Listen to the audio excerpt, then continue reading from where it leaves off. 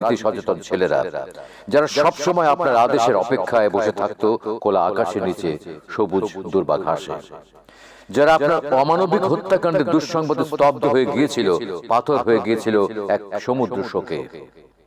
আসুন পিতা, একটু বাইরে এসে দেখুন, আমরা পথ চেয়ে বসে আছি আপনার অপেক্ষায়। আপনি কি এখনো সেই ধানমন্ডির 32 নম্বরের বাড়িতে থাকেন? হে বাংলার চির সম্রাট পিতা, এখনো কি আপনি বেতের তৈরি সেই ইজি চেয়ারটায় বসে বসে ভাবেন পদ্মা, মেঘনা, যমুনা কুলে কুলে লক্ষ কোটি ভোকা নাঙ্গা মানুষের কথা, টেকনাফ থেকে তেঁতুলিয়ায় এই বিশাল বাংলার কথা, বাংলার মানুষের স্বাধীনতা মানে রাজনৈতিক মুক্তির কথা? এখনই কি বলেন সেই সোহরাওয়ার্দী উদ্যান থেকে তেজোদ্দীপ্ত কণ্ঠে, এবারের সংগ্রাম আমাদের মুক্তির সংগ্রাম, এবারের সংগ্রাম স্বাধীনতার সংগ্রাম? কিংবা ভাবেন 7 কোটি মানুষের অন্ন, বস্ত্র, শিক্ষা, চিকিৎসা আর বাসস্থানের কথা, মানে অর্থনৈতিক মুক্তির কথা, দ্বিতীয় বিপ্লবের কথা? 7.5 কোটি বাঙালির হে শ্রেষ্ঠ সন্তান বঙ্গবন্ধু মুজিব, হে আদর্শ শিক্ষক, মহান পিতা, আপনি কি এই তৃতীয় বিশ্বের উন্নয়নকামী বাংলাদেশের বাঙালি জাতির প্রতিনিধি হয়ে জাতিসংঘের মঞ্চে দাঁড়িয়ে সাহসী কণ্ঠে এখনো বলেন, বিশ্ব আজ 2 ভাগে বিভক্ত, শোষক আর শোষিত, আমি শোষিতের পক্ষে?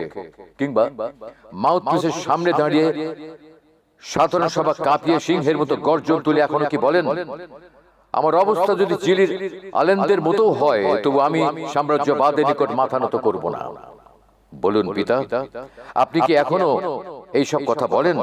এখন কি এই মাটি আর মানুষের কথা ভাবেন?